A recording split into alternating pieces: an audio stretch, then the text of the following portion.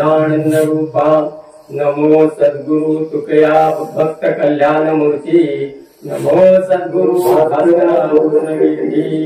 वक्रतुंड महाकाय सूर्यकोटि समप्रभ निर्विघ्नं कुरु मे देवं शुभकार्येषु सर्वदा प्रणम्य शीर्षा देवी गौरीपुत्र विनायकं भक्तवासं स्मरे नित्यमायु कामार्थ सिद्धये मातृदेवो भव पितृदेवो भव आचार्य देवो भव अतिथि देवो भव।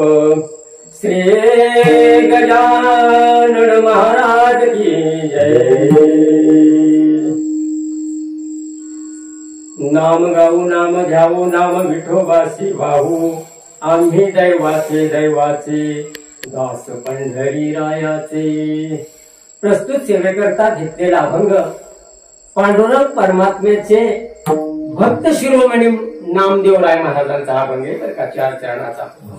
मनुष्याच्या जीवनामध्ये भक्ती अतिशय श्रेष्ठ सांगितलेली आहे आणि म्हणून भक्तीच्या अनुरोधानं हे भक्ती करणारे नामदेवराय म्हणतात की ज्याच्या जीवनामध्ये भक्ती आहे त्यांचे एक प्रमाण आहे बघा, भक्ती विन पशु कशाशी वाढिला सगवी दे कैसा। ज्याच्या जीवनामध्ये भक्ती नाही, वैराग्य नाही, ज्ञान नाही, असं कीर्तन प्रवचन सत्संग भजन नाही, तो पशु शमाने म्हणतात ना।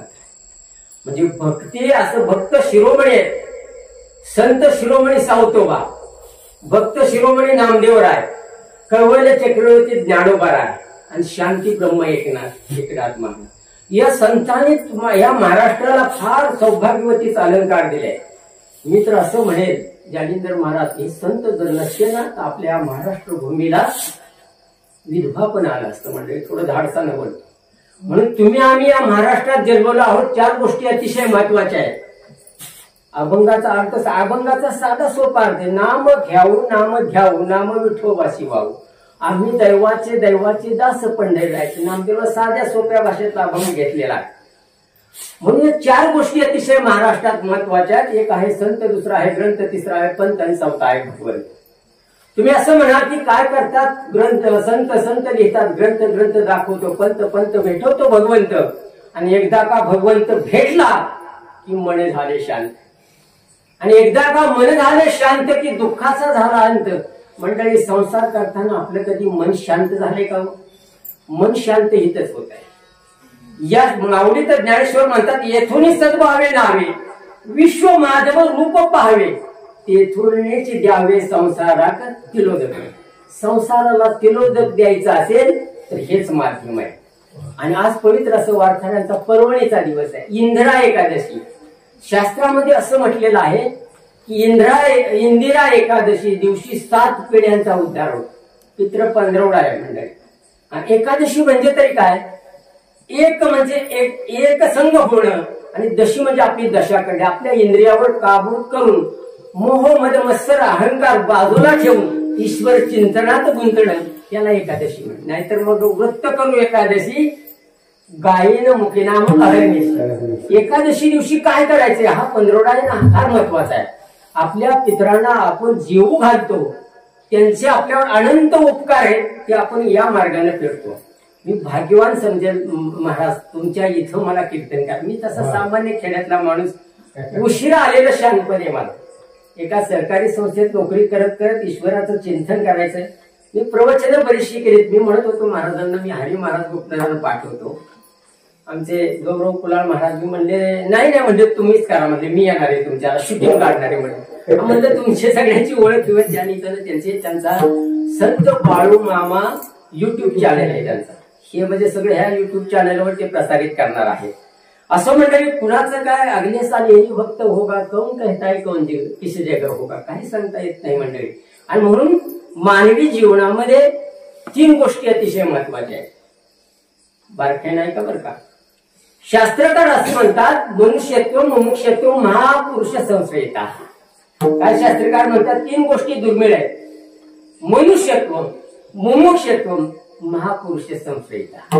माणूस म्हणून जन्माला येणं, जन्माला आल्यानंतर त्याला असा परमार्थ करण्याची इच्छा होणं त्याला मुमुक्षत्व म्हटले, आणि त्या माणसाला योग्य संतांची योग्य संगतीची अशी परमार्थिकाची संगत लाभणं, आणि ह्या 3 गोष्टी जर मानवाला लाभल्या ना तर त्याच्या जीवनामध्ये ब्रह्मानंद झाल्याशिवाय राहत नाही।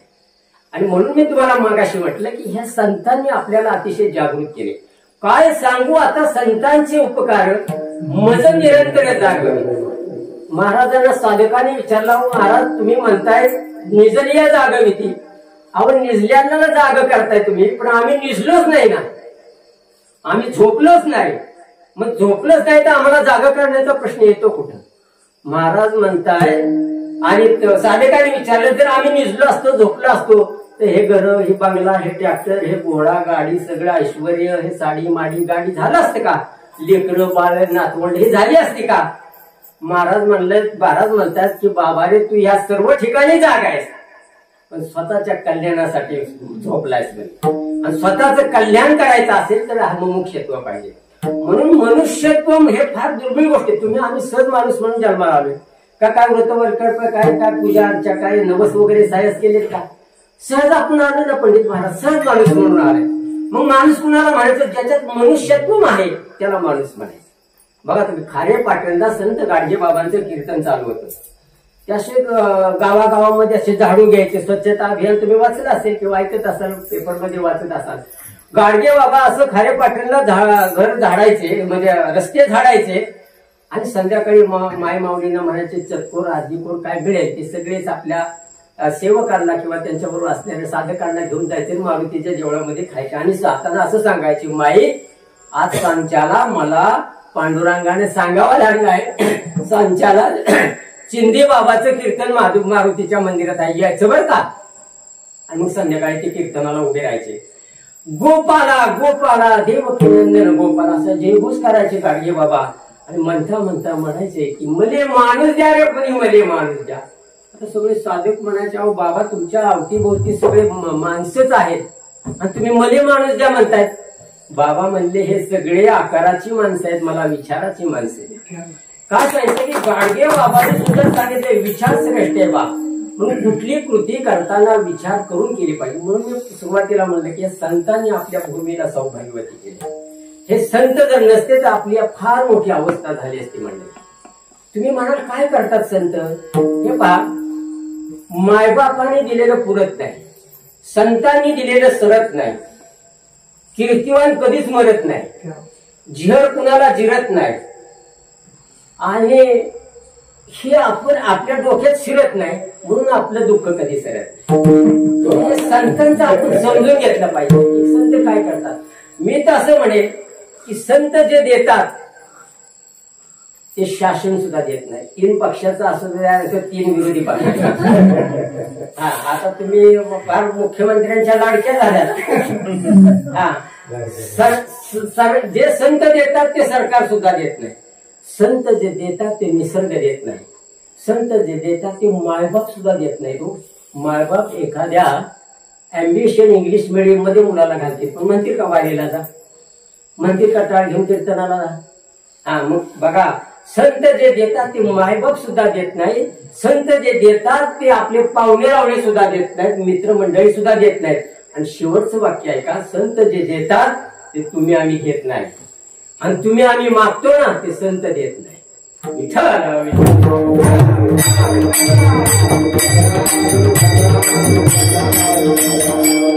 म्हणून संतांचे आपल्यावर अनंत उपकार आहेत. काय सांगू आता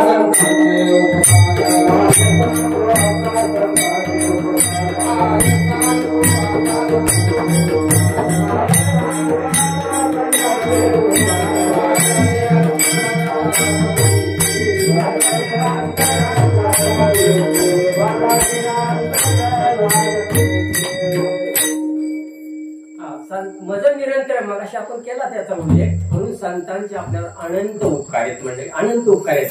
आणि या संतांपैकी जे भक्त शिरोमणी संत आहेत ते नामदेवराय यांचा हा अभंग आहे. नामपर अभंगातला आहे. कसं मनुष्य बघा, लक्ष द्या, जीव जन्माला आला अनेकांचं ऋण घेऊन आला, अनेकांचं ऋण घेऊन येतो. मग देशाचे असतील, राज्याचे असतील, जिल्ह्याचे असतील, तालुक्याचे असतील, आपल्या गावाचे असतील, शेजाऱ्या पाजाऱ्यांचे मित्रमंडळी सगळ्यांचे ऋण घेऊन आला आणि जन्मभर मंडळी ते ऋण खूप खेळत बसतो. पण 3 ऋण अतिशय महत्वाचे आहेत. काहींचे ऋण जीवाला फेडता येतात, काहींचे काहीही केला फेडता येत नाही. त्यामध्ये पहिला नंबर आहे मायबापाचा.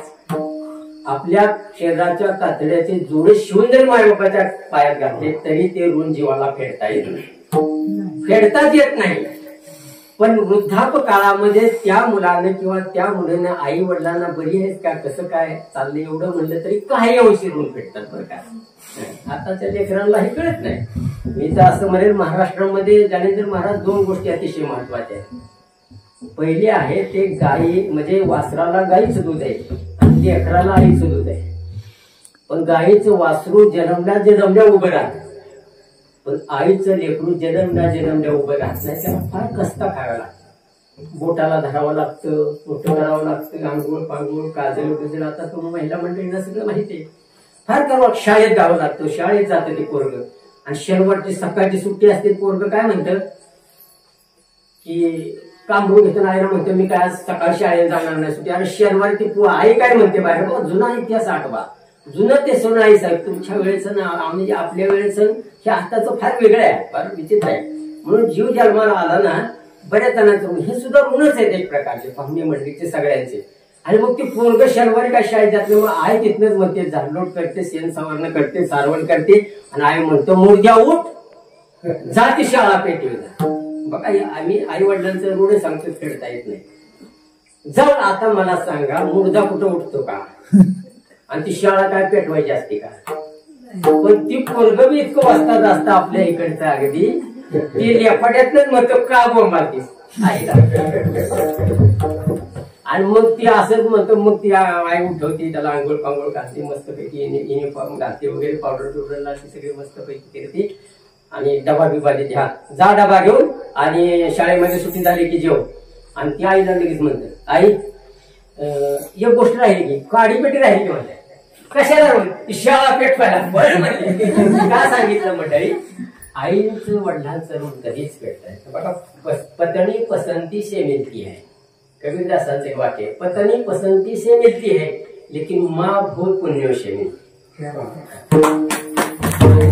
फार मोठ्या पुण्याने किती लेकरांना कळाले आता नाही ना कळत यायचं.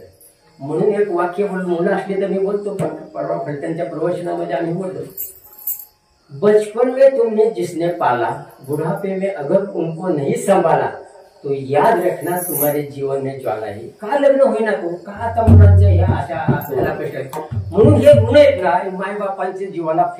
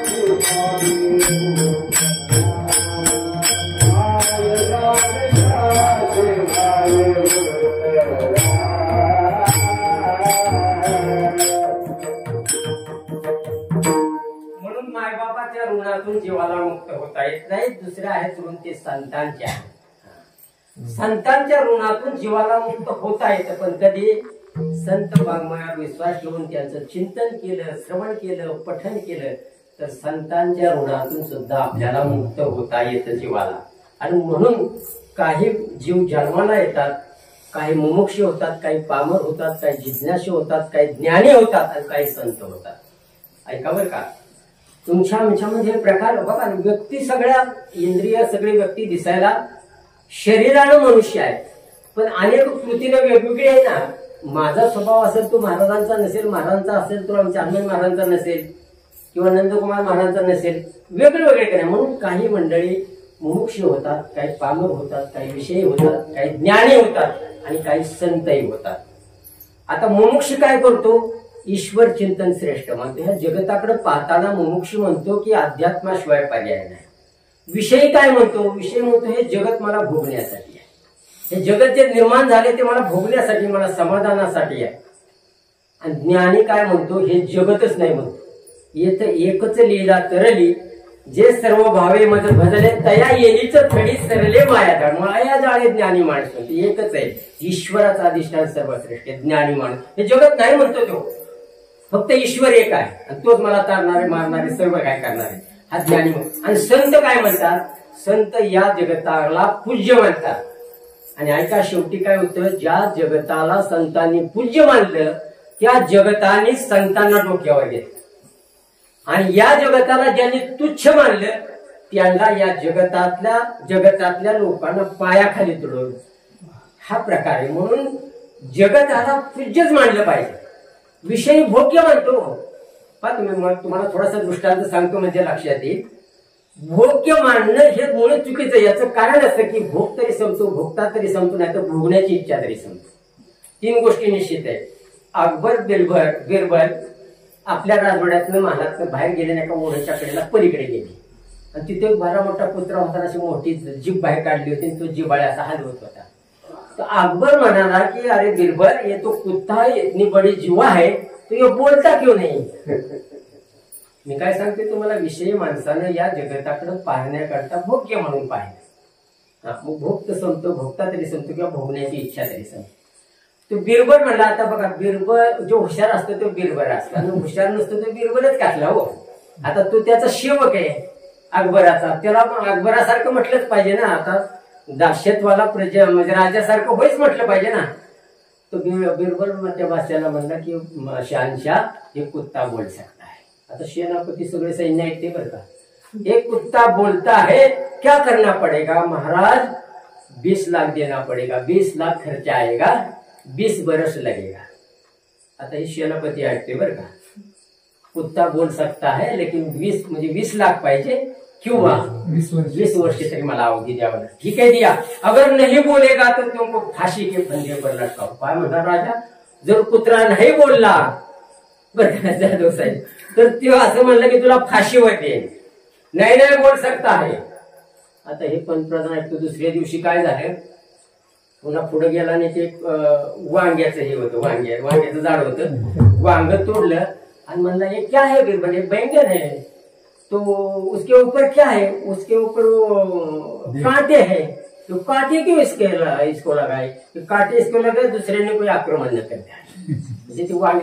मग त्या दिवशी अच्छा आहे खाणे को हात खाल्ले त्यांनी आणि राजाला जरा शौचाला जास्त झाले, हगवण लागली. म्हणला ये बैंगन अच्छा है, बैंगन अच्छा है. म्हणतो ये हजम नहीं होता. नाही म्हणला, वो बैंगन तुमने ज्यादा खाया होगा, असं म्हणलं. आता बघा, सेनापती जवळ आला आणि त्या बिरबलाला म्हणा, अरे तू काय वेडा बिडा आहे का, कुत्रा कुठे बोलतो का फाशीवर जाशील, खाली बिली मारायला तयार होतोयस. म्हणला मी काय इतका वेडा आहे का. मी काय सांगितलंय, 20 लाख द्यावे लागतील. आणि अवधी किती लागेल, 20 वर्ष. आता मला सगळं मला आता 20 लाख राजाने दिलेत किंवा घेणार आहे मी. आणि आता राजाचं वय 80 वर्ष. 20 वर्ष जगेल का म्हणला नाही. आणि कुत्र्याचं तर म्हणला 20-22 वर्ष आहे, ती तरी जगेल का म्हणला. आणि माझा तरी काय भरोसा आहे. म्हणजे या जगताकडे विषयी माणसानं बघताना भोग्य म्हणून पाहिलं. भोग तरी संपतो, भोगता तरी संपतो किंवा भोगण्याची इच्छा तरी संपतो. आणि म्हणून या जगताकडे संतांनी जसं पूज्य भाव. बघा, एक तुकाराम महाराजांचा अभंग आहे, पाषाण देव पाषाण पायरी, पूजा एकावरी पायरी.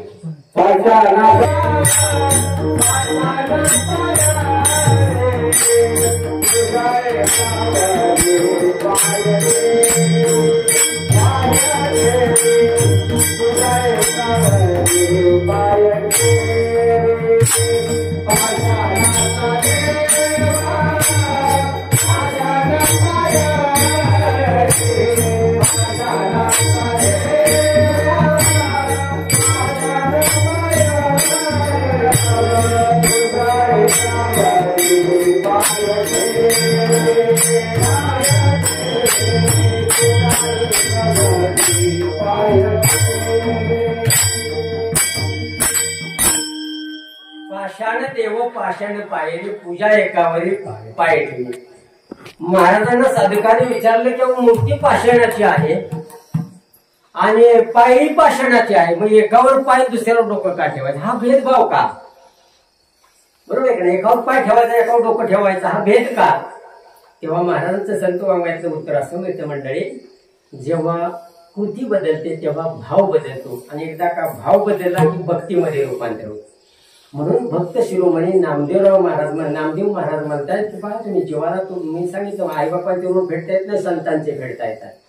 आणि तिसरे ऋण आहेत ते भगवंताचे, तेही ऋण फेडता येतात. पण कधी? ज्ञानेश्वर महाराज म्हणतात, ज्ञानेश्वर महाराज असं म्हणतात, आता मला ते काय आठवणा, गगनाहुनी वाढे नाम आहे, ज्ञानदेव कुशल निवृत्तीशी चालेल. गगनाहुनी वाढ, आकाशापेक्षा मोठं असणारं नाव जर जीवाने घेतलं, फक्त देवाचं नाव, तरी सुद्धा भगवंताच्या ऋणातून मुक्त होता येतं. इतकं ते नाव मोठं आहे. हे अभंगाचं पहिलं.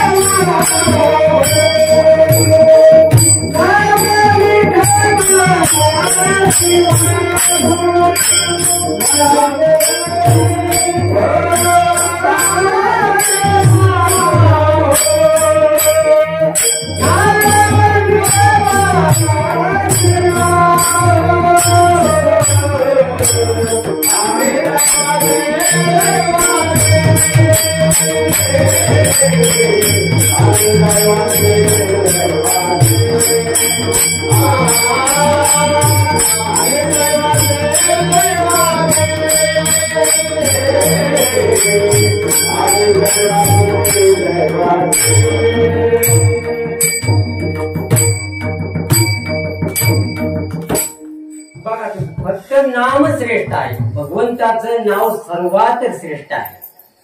कसे नाव जर नसेल ना तर जीवाच्या जीवनामध्ये अर्थच नाही. ईश्वराचं नाव जर घेत नसेल ना तर जीवाचा अर्थच नाही. कारण नाम तसं पाहायला घेतलं तर सोपं आहे का फार मोठा उघडे काय बाकीचं काय करायची गरजच नाही. नाव घ्यायचं नुसतं देवाचं. रामकृष्ण हरी. बघा तुम्ही पंगत बसले तरी म्हणलं पाहिजे भाग्या रामकृष्ण हरी आमचे या रामकृष्ण हरी. बा दळिता कांडिता नाव श्रेष्ठ. आणि हा अभंग नामदेव रायाचा त्या पहिल्या चरणामध्ये म्हणतात तुम्ही नाव घ्यावं बाकी काय करू नका. नावानं शास्त्र विज्ञानानं सुद्धा श्रेष्ठ केली की आपली शरीराचं जे रक्ताभिसरण आहे ना ते सुद्धा व्यवस्थित चालतंय.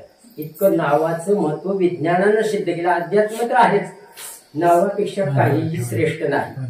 म्हणून नाम श्रेष्ठ आहे पहिल्या चरणामध्ये म्हणतात. आणि थोडस नामदेवरायांच्या बाबतीत जर म्हटलं ना महाराज थोडस सांगितलं पाहिजे नामदेवरायांच्या. कारण भक्तीशीर पुढे भक्तीने धरले हाती मागे ज्ञान वैराग्य धर्म. एकदा का भक्ती प्रकट झाली ना तर ज्ञान वैराग्य सुद्धा पाठीमागे. आणि ज्ञान सर्वश्रेष्ठ. कसं आहे मनुष्याला जसं ज्ञान असतं तसे त्याला इच्छा होतात, आणि जशा त्याला इच्छा होतात तसा तो कर्म करतो. म्हणून ज्ञान शुद्ध पाहिजे, म्हणजे कर्म सुद्धा सात्विक झाल्याशिवाय राहत नाही. म्हणून आपल्या वारकरी संप्रदायामध्ये 3 ग्रंथ अतिशय महत्वाचे आहेत. पहिला आहे तो गीता ज्ञानेश्वरी. गीता कुणी कुणाला सांगितली हो? अर्जुनाला भगवंताने सांगितले. भगवंताला अर्जुनाला सांगितले का? तुम्हा आम्हाला सांगितले. अर्जुन निमित्त मात्र गेला. अर्जुनाचे व्याजे गीता प्रकाशून श्रीराजे संसारा एवढे थोर म्हणजे फेडी जग. तुमचं आमचं संसाराचं फार मोठं ओझ या गीता ज्ञानेश्वरीनं आपल्याला सोपं करून ठेवलेलं आहे. भगवान शंकराने सुद्धा स्तुती केली गीता ज्ञानेश्वरीची. शंकराने सुद्धा प्रशंसा केली आहे. आणि म्हणून हा गीता ज्ञानेश्वरी ज्ञानाचा ईश्वर असणारा ज्ञानेश्वर महाराजांनीच हा ग्रंथ लिहिलाय ना. 9व्या अध्यायामध्ये पहिल्या नंबरचा एक श्लोक आहे पहा. पहिला श्लोक, इदम तू ते गुह्यतम प्रवक्ष्यामि सूयवे ज्ञान विज्ञान सहितम यज्ञत्वं मोक्षसे शुभात. भगवंत अर्जुनाला सांगतात, आणि हे ज्ञान मी तुला देतो या ग्रंथाच्या माध्यमातून. हे जर तू अनुसरलंस, आचरणात आणलंस, तर तुला भौतिक दुःखे सुद्धा शुभ वाटायला लागतील. तुझ्यावर संकट येणार नाही तसं नाही, दुःख येणार नाही असं नाही, पण येणाऱ्या संकटाची दुःखाची तीव्रता कमी होणार आहे. एवढा हा ज्ञान प्रधान ग्रंथ आहे, अतिशय महत्वाचा आहे. म्हणून ज्ञान सर्वश्रेष्ठ आहे मंडळी. ज्ञान असल्याचं माणसालाच फक्त ज्ञान आहे, पण बऱ्याच वेळेला तो अज्ञानामध्ये वावरतो. बऱ्याच वेळेला अज्ञान. बघा तुम्ही, ज्ञानाचे प्रकार 3 सांगितले, एक ज्ञान, एक अज्ञान, एक विज्ञान. पण ज्ञान कुणाला म्हणायचं? ईश्वर आहे तर सगळं चालतो, सर्व करवतो, हे समजणं म्हणजे ज्ञान. अज्ञान काय? हे खोटं आहे असं समज म्हणजे अज्ञान आहे. विज्ञान कशाला म्हणतात? दोन्ही गोष्टींचा सोयी होऊन काहीतरी निर्माण होण्याला विज्ञान म्हटलं. म्हणजे मी बोलतोय, माईक आहे, यातनं मी बोलतोय, ते आवाज तुमच्या कानात पडतात, कळतात, पण दिसत नाही, त्याला विज्ञान म्हणायचं. विज्ञानाची प्रगती, ह्याला विज्ञान म्हणायचं. आणि अज्ञान कसं आहे? ज्ञान प्रधान ग्रंथातून स्वस्वरूपाची जाणीव आपल्याला. मी तुम्हाला असं म्हणेन, तुम्ही कधी तुम्हाला विचारले का मी कोण आहे, कुठून आले, कुठं जायचंय? थोडस लोकांतात नाही, एकांतात जायचं आणि स्वतःलाच हे प्रश्न विचारायचे. दुरोने आलो मी का? दुःख झाले दारू. कुठून आलो आपण? कुठं जायचंय आपल्याला? काय करायचंय? साधं सोपं. आपण आपल्याला विचारलं, आम्ही आहे कोण करा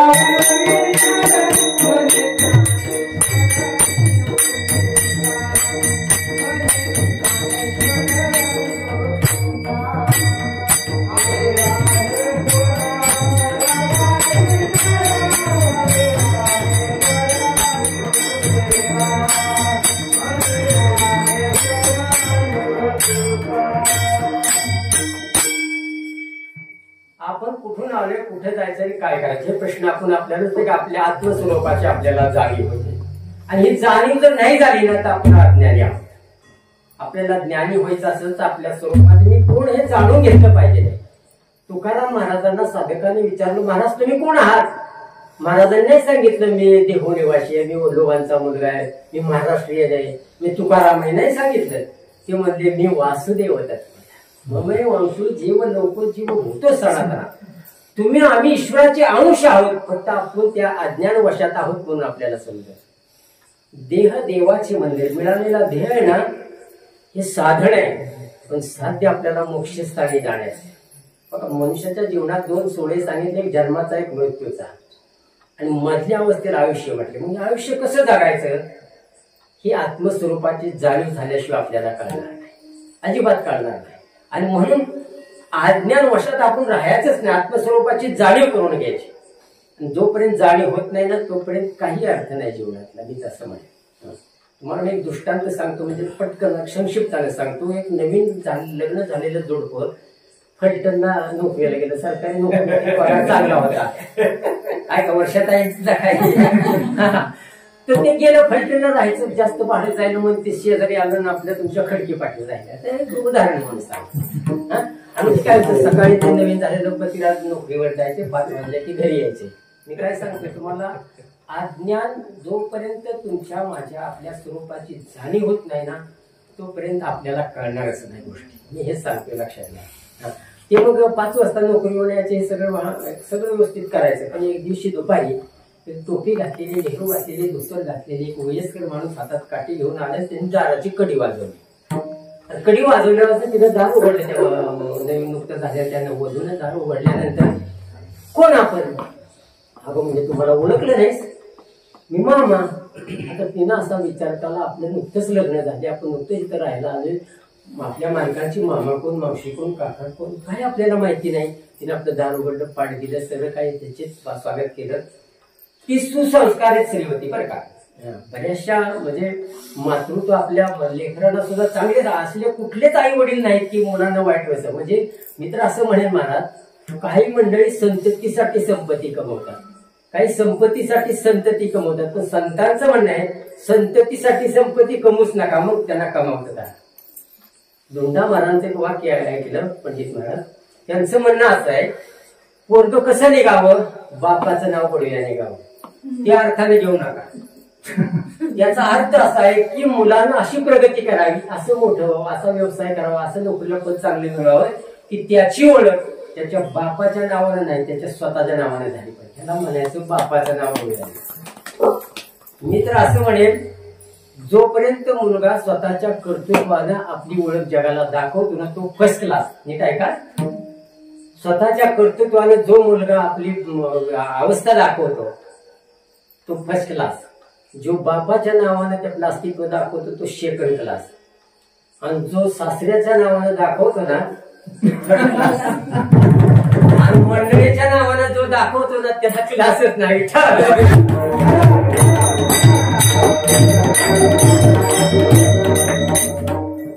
ही मुलगी सुसंस्कारित असल्यामुळे यथोचित असं स्वागत केलं. कण्व ऋषींनी आपली मुलगी शकुंतलेला सासरी जाताना उपदेश केला होता. तुम्ही आहात म्हणून सांग. काय उपदेश केला? अगं शकुंतले, तू ज्यावेळी सासरी जाशील तेव्हा पतीला परमेश्वर मान, सासरी जाते त्याला वडील मान, सासूला आई मान. जसे की आपण देवपूजा करताना देवाला अगोदर धुतो, पुसतो, स्वच्छ करतो, घंटीलाही पुसतो, शंखाला पुसतो. शंख रूपी धीर असेल तुझा, घंटी रूपी नणंद असेल, तिला सुद्धा बहिणीसारखं चांगलं वागवून दे बरं का. की असे संस्कार देणारी मुलगी असते म्हणून तिनं त्या मामांची यथोचित सत्कार केला. आणि 5 वाजता ते नोकरीवर आले. ते लांबून घरापर्यंत तिनं दारात बाबा ऐकलेत का काय मामा आलेत मामा. त्याला काय वाटलं, ही जी मामा कोण, मावशी कोण, आपलं नुकतं नाही पण आपल्याला माहिती नाही. ते तसेच माघारी फिरले गेले. फलटण मधनं आंबे वगैरे आणले, केळी मस्तपैकी श्रीखंड वगैरे असं मामाचा बेत केला. 4-5 दिवस मामा राहिले. ह्याला वाटायचं हिचे मामा आहेत, हिला वाटायचे ह्यांचे मामा आहेत. ऐका, अज्ञान आपल्या आत्मस्वरूपाची जाणीव कशी होत नाही तोपर्यंत आपण तसं अज्ञानी असतो. आणि मग 4-5 दिवस झाले. कसे पाहुणे आले तर अजून जायचं नाव घेण्यात कसे पाहुण्यात 3 प्रकार पडतात जागेसाठी. एक उत्तम पाहुणा, एक मध्यम पाहुणा आणि एक लाचट पाहुणा. उत्तम पाहुणा कोणाला म्हणायचा? आला, ख्याली खुशाली विचारली, पाणी प्याला, जाऊ का मग उत्तम पाहुणा. थोडासा मध्यम पाहुणा काही नाही, चहा घेतो, जास्तीत जास्त पोहे बरा, त्याला ख्याली खुशाली विचारतो, झाले गेले सगळं विचारतो, निघून जातो. पण लाचट पाहुणा जेवल्याशिवाय मुक्काम केल्याशिवाय जात नाही. तसं हा पाहुणा काय जायना म्हणून ते दोघं एखाद्यात आले. म्हणले, काय ग मामा तुझे आले 8 दिवस झाले, मामा गुबगुळी झाले, चांगली तब्येत वाढायला लागली खाऊन. म्हणजे हे मामा जायचं नाव कसे? म्हणजे माझ्या आईला भाऊच नाही म्हणले, ती म्हणते. आणि ते म्हणले माझा मला तर मामाच नाही म्हणले. मग हे कुणाची मामा आहेत? दोघं आले. त्या मामा बनवणाऱ्या मामाने विचार, का हो मामा तुम्ही कोणाचे मामा नेमके? ते म्हणले, मी गाव मामा. तुम्ही मला आता ओळखलं, मी आता चाललो दुसऱ्याकडे पाहुणचारला. तसं मंडळी हा 3.5 फुटाचा देह आहे ना, हे सुद्धा एक प्रकारचा ईश्वरानं दिलेला आपल्याला साधन आहे. जोपर्यंत तुम्हा आम्हाला हे कळत नाही, आपल्या आत्मस्वरूपाची जाणीव होत नाही, तोपर्यंत आपल्या जीवनाचा अर्थ नाही. म्हणून स्वतःच्या आत्मस्वरूपाची आपल्याला जाणीव झाली पाहिजे. आणि मग ह्या 3 गोष्टी दुर्मिळ मधले मनुष्य धर्म अतिशय महत्वाचे. गुण काळा बी असतो, लाल बी असतो, पिवळा बी असतो. पण गुळाला गोडी असले तर गोड म्हणायचं का नाही? मीठ खारट आहे, साखर गोड आहे, मिरची तिखट आहे, पण पाणी मात्र एकच आहे का नाही? आपण बघा वरण भात खातो, बासुंदी खातो, वेगवेगळे प्रकार खातो वेगवेगळ्या, आणि आपल्याला खर्चटलं तर वर्णासारखा पिवळा भाग येतो का? रक्तच येतो. काय निर्मिती केली ईश्वरानं बघा ना. आणि हे जोपर्यंत आपण समजून घेत नाही ना, हे समजण्यासाठी हे कीर्तन प्रवचन सत्संग हे मनोरंजनाची साधन आहेत. म्हणजे ही आपल्या उद्धाराची साधन आहेत. आपला जोपर्यंत उद्धार होत नाही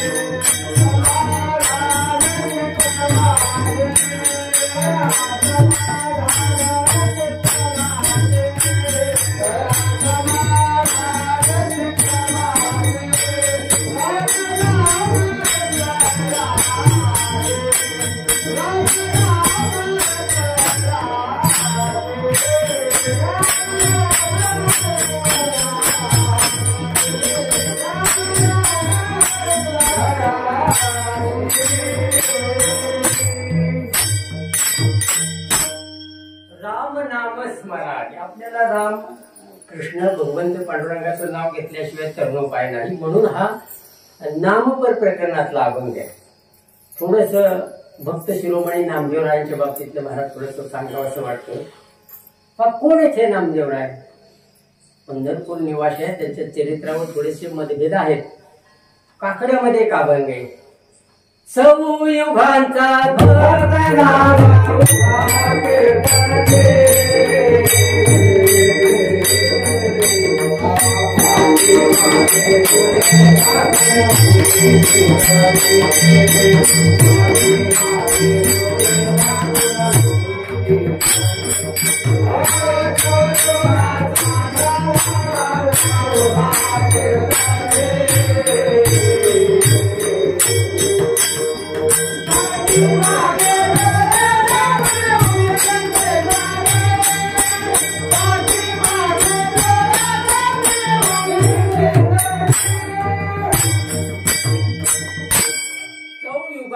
भक्त नाम हा उभा कीर्तनी पाठी मागे डोळे लावून किंवा झाकून उभी जणी. नामदेवरायांचा संत जनाबाई सगळ्यांचा फार जवळचा संबंध आहे. चौयुगातलं हे भक्त नामदेवरायांचे अवतार आहेत. कृत त्रेता आणि द्वापार युगात आणि नंतर कलियुगामध्ये बघा. कृतयुगामध्ये हिरण्यकश्यपूच्या पोटी भक्त प्रल्हाद आले. बरोबर. भक्त प्रल्हादाच्या म्हणजे पहिल्या युगातला. भक्त प्रल्हादाच्या नंतर हे भक्त प्रल्हादाच्या नंतर अंगद आले ना. कृष्ण अवतारामध्ये अंगद आले आणि नंतर उद्धव आले आणि नंतर नामदेव आले. बरोबर. आणि याच अवतारामध्ये संत जनाबाई आईसाहेब सुद्धा पहिल्या अवतारामध्ये दाशी म्हणून म्हणजे पद्मिनी म्हणून अवताराला होत्या. दुसऱ्या ह्याच्यामध्ये त्या मंतरा होत्या आणि तिसऱ्या अवतारामध्ये त्या मेनका होत्या. आणि नंतर असं आहे की त्या जनाबाई होत्या. आणि जनाबाईंच्या नंतर सुद्धा बहिणाबाईंचा अवतार आहे की जसं तुका अवतार नाम याचा म्हणजे नामदेवरायांचं तुकाराम महाराज आहे तसे संत जनाबाई नंतर बहिणाबाई होते. असे संतांच्या मालिकेने अवतार घेतले. बघा. संत येतात, संत अवतार घेतात, संत येतात, बहुजन समाजाला सुखी करतात आपल्या संत वाङ्मयानं. आणि जेव्हा वाटेल तेव्हा जातात. मग समाधी अवस्थेत जातात, गुप्त होतात. आईसाहेब जनाबाई साहेब तर गुप्त झालेत विजयसारख्या. असे त्यांचे अवतार आहेत. पण तुमच्या आमचा वेगळे येतात आपले अवतार. आपण जन्माला येतो काय करतो ना शेवटी मरण पावतो असे अवतार. म्हणून संत जनाबाई आणि नामदेवरायांचा अतिशय जवळचा संबंध आहे. दाशी जणी असं म्हटलेलं आहे. आणि म्हणून जनाबाईंची भक्ती नामदेवराय इतकी श्रेष्ठ होती. बघा तुम्ही एक अभंग आहे. जनाईच्या जात्यावरी जनाईच्या जात्यावरी जनाईच्या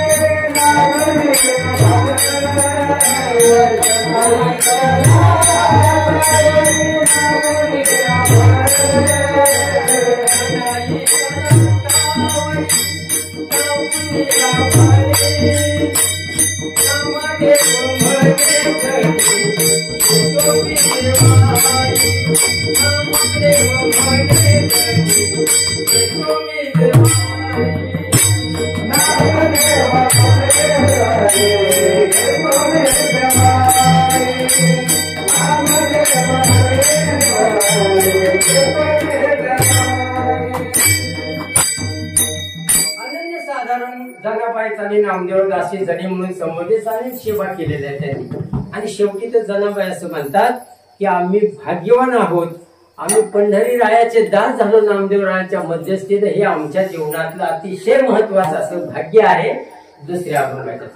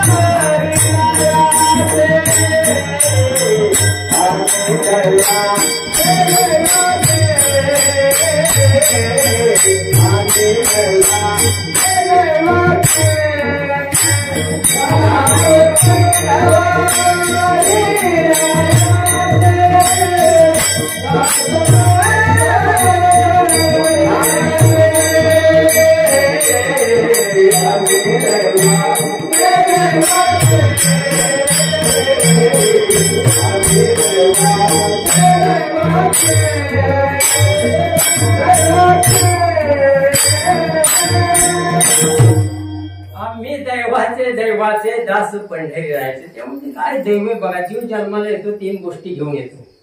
पहिलं आहे ते आपलं प्रारब्ध, ज्याला आपण नशीब म्हणतो किंवा भाग्य म्हणतो, कपाळ म्हणतो आपण. जीव पहिलं घेऊन येतो आपलं प्रारब्ध, दुसरं येतो ते आपलं अस्तित्व, मी कोणतरी आहे, आणि तिसरं घेऊन येतो तो आपलं मरण. हे काही कोणालाच कळेल नाही. पण भाग्य घेऊन येत असताना भाग्यामध्ये जर एखाद्याच्या एक उदाहरण सांगतो की 10 रुपये आहे आणि त्यानं धडपड करून 11 रुपये मिळवायचा तर तो त्याला मिळत नाही. उलट त्याच्यातले 9चे 9 निघून जात. आणि जर समजा तो म्हणला नाही मला 9च बाद झाले, नाही तरी देऊन भाग्याचे 10चे 10 देत. बघा, म्हणून भाग्य जीव घेऊन येतो. भाग्याच्या आधी 3 गोष्टी आहेत. कुठल्या 3 गोष्टी आहेत? अन्न मान धन धन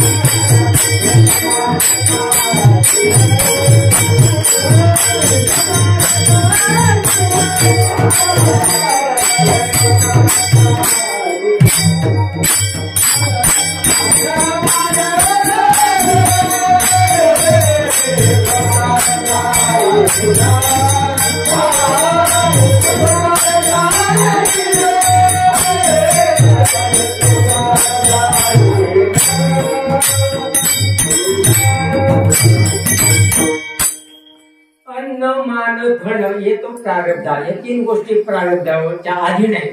कुठलं पहिली गोष्ट आहे? अन्न. समजा आपण आता मस्तपैकी गरम गरम भाकरी खातोय ना, याचा अर्थ आपण मागे कोणाला तरी भुकेलेलं अन्न दिलेलं आहे. अतिशय अन्नदान सर्वच, ज्ञानदाना इतकंच अन्नदान श्रेष्ठ सांगितलेलं आहे. म्हणून पहिली भाग्याच्या अधीन आहे ते अन्न. आता आपण पोटभर जेवतोय का नाही, कुणाला तरी आपण दिले, म्हणून अन्नदान सर्वश्रेष्ठ सांगितले. तुम्हाला महाभारतातले एक उदाहरण देतो महाराज. महाभारतामध्ये सर्वात दानशूर कोण? कर्ण. दानशूर करणं फार ख्याती मोठी. दान हा कर्ण मृत्यू पावला, स्वर्गात गेला, त्याला भूक लागली. आणि तो यमाला म्हणू लागला, अरे यमा मला भूक लागली जेवाय.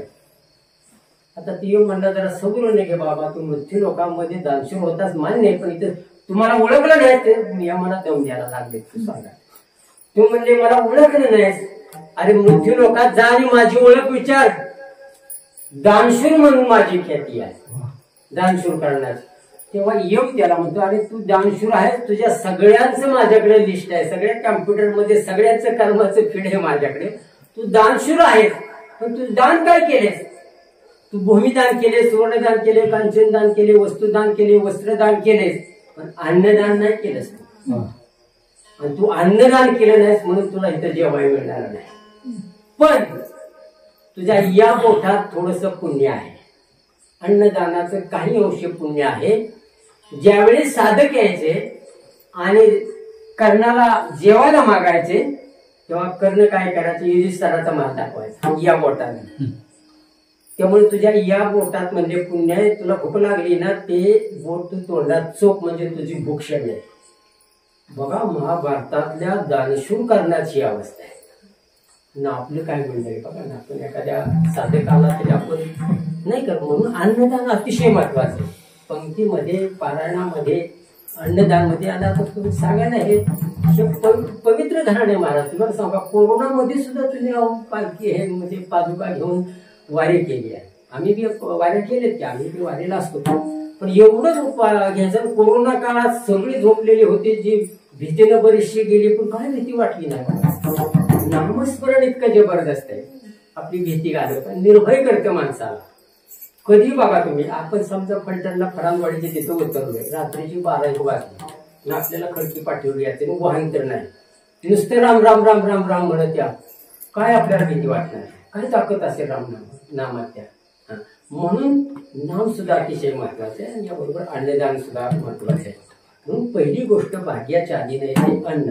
दुसरा आहे तो मान. बघा, तुम्हाला आम्हाला असं वाटतं लग्नात नारळ मिळावा, कुठं महाराजांचं सारखं नाव घ्यावं, आपला मान. कुठेतरी व्यवहार तुम्हाला काहीतरी कुंक लावताना हे करताना काहीतरी ओटी भरावी, मान आहे आपले. ज्या ज्ञानेश्वर महाराजांनी समाजानं ज्यांना वाईट टाकले, ज्यांच्या धुळीमधलं पीठ हिसकावून घेतलं, शेण टाकलं, माती टाकली, तरी सुद्धा ज्ञानेश्वरांनी कधीही समाजाची उपेक्षा केली नाही. तरी सुद्धा लाखो लोक आज ज्ञानेश्वरांच्या वारीमध्ये जेवतात, खातात, मजा करतात, पुण्य साठवतात. ही ज्ञानेश्वरांच्या जीवनातला मान आहे. तुमच्या आमच्या जीवनातला काय मान आहे? लग्नात नाव घेतलं पाहिजे, नारळ मिळाला पाहिजे, तेवढंच आहे ना.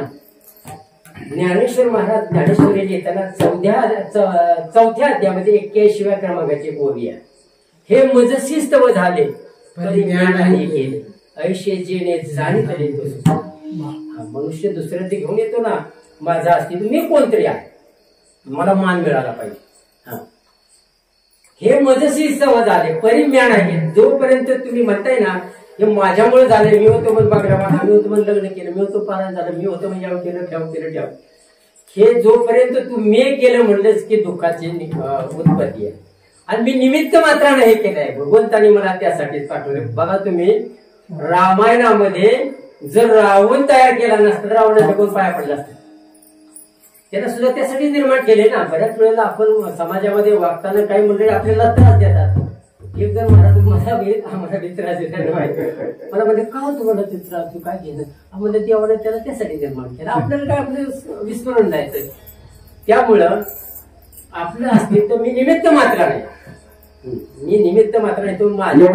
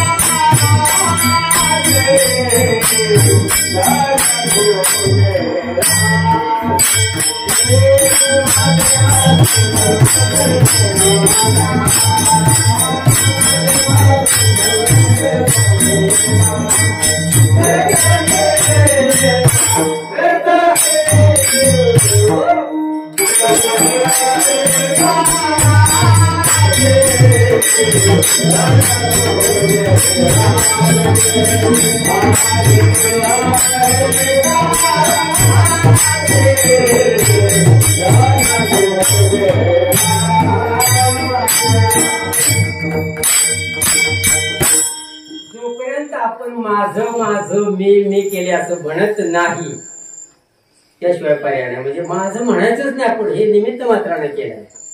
मी आपला निमित्ताने त्या जगामध्ये आलो किंवा या पृथ्वीवर आलो त्या निमित्त मात्राने मी मनुष्य म्हणून आलो. मी काय केलं, माझ्याकडून ईश्वरानं करून घेतलंय. म्हणून माझं म्हणलं की दुःखाची उत्पत्ती आहे, माझं नाही म्हणलं ना की दुःखाची निवृत्ती. साधा खेडेगावात एक दृष्टांत सांगतो, ऐसा म्हणजे लक्षात येईल. एक दोन मित्र काहीच समजवण्यासाठी कीर्तन प्रवचन कशासाठी सगळ्याला सगळं माहित असतं असं काय नाही. संतांनी वाङ्मय तयार केले, पण आपल्या बहुजन समाजाला हे माहित नसते. हे माहित करण्यासाठी आहे, आपल्या उद्धारासाठी आहे, मनोरंजन नाहीये. कळायला पाहिजे ना, सर्वांना सर्व कळतं असंही काय नाही. आणि म्हणून दोन मित्र रेल्वेने प्रवास करत होते. स्टेशनवर बसले आणि पुण्याला निघाले. जाता जाता मधल्या एका स्टेशनवर, उदाहरणार्थ सालट्याच्या स्टेशनवर बसलेत आणि निरेमध्ये गाडी थांबली पाण्यासाठी.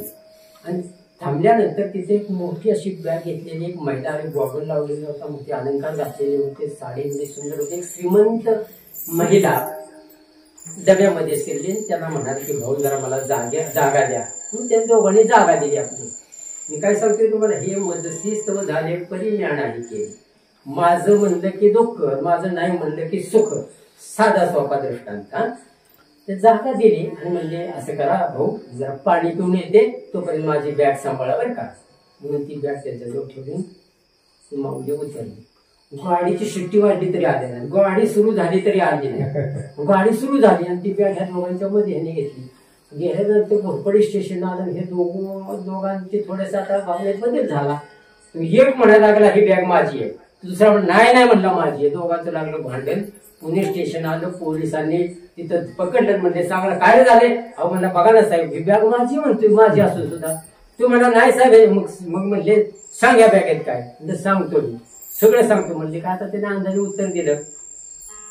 4-5 साड्या, ब्लाऊजचे पिसे, काय सौंदर्य प्रसाद म्हणजे असं त्याला मी तसंच उत्तर दिलं. मग म्हणले आता असं करा, दोघं पोलीस स्टेशनला चला. दोघांना त्या बॅगेसकट पोलीस स्टेशनला नेलं.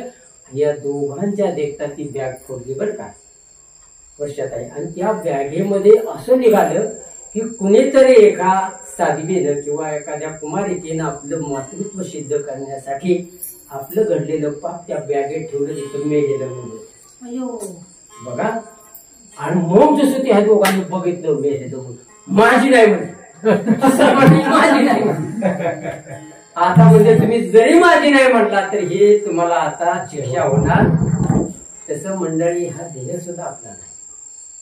बघा चरणात सुद्धा म्हणतात ते आम्ही दैवाची दास पंढरी राहायचे मस्त. पुढच्याच दिंडी म्हणजे टाळ दिंडी घेऊन हाती विठ्ठल नाम गाव. टाळ दिंडी घेऊन हाती, टाळ दिंडी घेऊन हाती, टाळ दिंडी घेऊन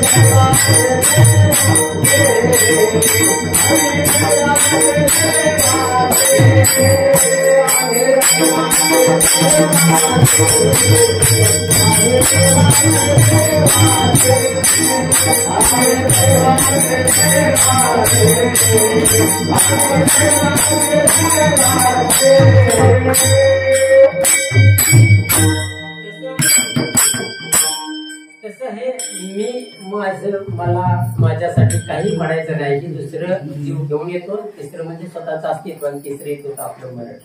ते कुणाला चुकवता येत नाही, कुणालाच नाही चुकवत. म्हणजे मृत्यू हा अटळच आहे, काही म्हणजे काय नाही. म्हणजे शरीराची होय माती कोणी नव्हे,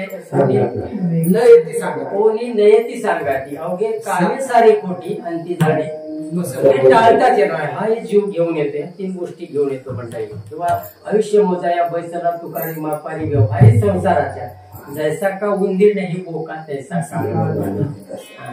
हे कुणाला टळलेलं नाही मंडळी.